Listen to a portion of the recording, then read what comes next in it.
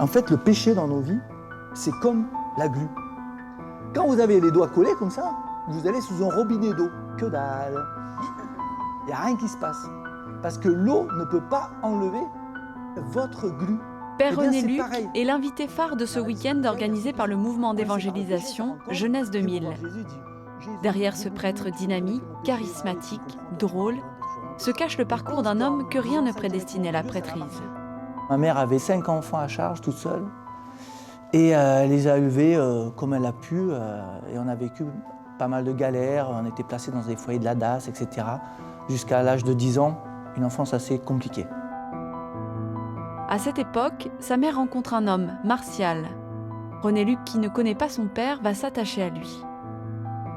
Très rapidement, la situation va devenir compliquée parce qu'on va se rendre compte, au bout de quelques mois où on vivait avec lui, que cet homme faisait en fait partie du milieu du grand banditisme. Cet homme était très violent, donc on a fui, et puis il nous a retrouvés, et puis il a même été arrêté par la police, il a fait 1 an de prison, on ne l'a pas laissé tomber. Et puis à la sortie de prison, ça a été toujours pire, jusqu'à son suicide, avec son revolver devant ma mère, mon frère et moi. Il s'est tiré une balle en plein cœur et il est mort devant nous. Alors c'est vrai qu'à ce moment-là, au moment de son suicide, moi je suis un adolescent un petit peu perturbé.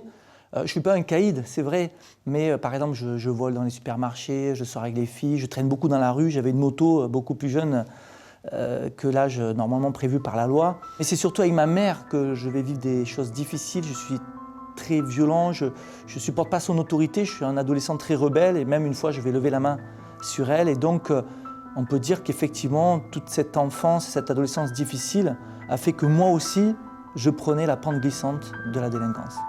À 14 ans, René Luc est invité par sa mère à écouter le témoignage de Nicky Cruz, ancien chef de gang new-yorkais.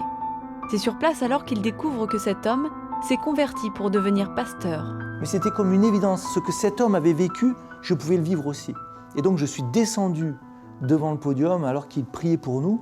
Et là, pour la première fois de ma vie, eh bien, j'ai ressenti même physiquement cette présence de Dieu et j'ai commencé à partir de là un nouveau chemin de foi. Je vais arrêter de voler, je vais arrêter de... Voilà, je ne suis pas devenu un saint du jour au lendemain, et je ne le suis toujours pas, mais j'ai amélioré, j'ai un peu rangé, mis de l'ordre dans ma vie, on va dire, et surtout, j'ai beaucoup amélioré ma relation avec ma mère. Sa foi grandit grâce à l'accompagnement spirituel de Marie-Dominique, une amie de sa mère. Elle va l'amener à la messe, à des groupes de prière, mais aussi en pèlerinage à Lourdes.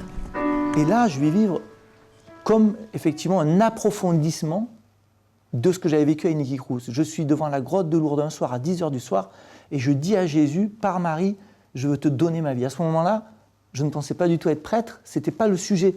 C'était donner ma vie, c'est-à-dire je te fais complètement confiance. Et ça m'a beaucoup marqué. Lourdes, un lieu chargé de symboles, pour sa conversion mais aussi pour ses retrouvailles avec son père. Cet Allemand qui avait eu une liaison amoureuse avec sa mère 15 ans plus tôt, souhaite retrouver son fils. Il a eu l'idée d'aller à Lourdes demander un miracle. Et ce qui est fou, c'est que le même mois de la même année, en juin 1980, je venais juste de me convertir et je faisais aussi, moi aussi, mon premier pèlerinage à Lourdes. Alors, je ne saurais qu'au ciel, mais peut-être que nous étions l'un et l'autre, au même moment, en train de faire une prière, moi pour donner ma vie à Dieu, et lui pour dire « Seigneur, aide-moi à retrouver mon fils ». Le vœu de son père sera exaucé 5 ans plus tard. En parallèle de ces retrouvailles, René Luc poursuit son chemin de foi. La question du sacerdoce a comme germé dans ma vie, mais en même temps, je ne me trouvais pas digne. Je pensais que pour être prêtre, il fallait être quelqu'un d'une bonne famille, bien élevé, bien éduqué, et puis moi, d'où je venais, avec tous mes travers, etc.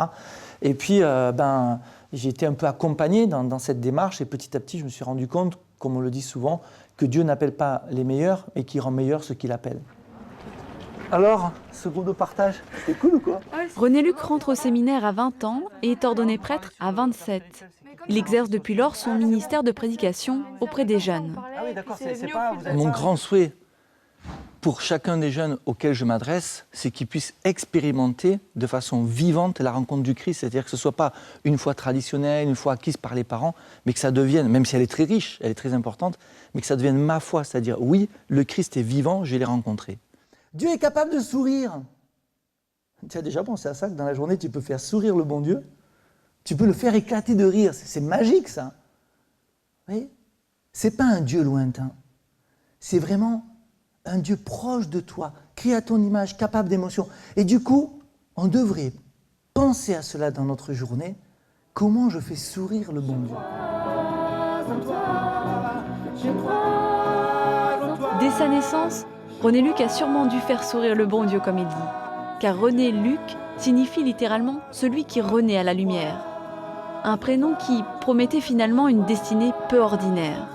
Je crois avoir pris le sens de Dieu, et j'essaye en tout cas de le garder, mais après cette conversion, plus on avance dans la vie et sans jouer, sans fausse humilité, je crois que plus on a conscience de tout le travail qui reste à faire pour adhérer vraiment à la volonté de Dieu dans nos vies. C'est un long chemin, vraiment.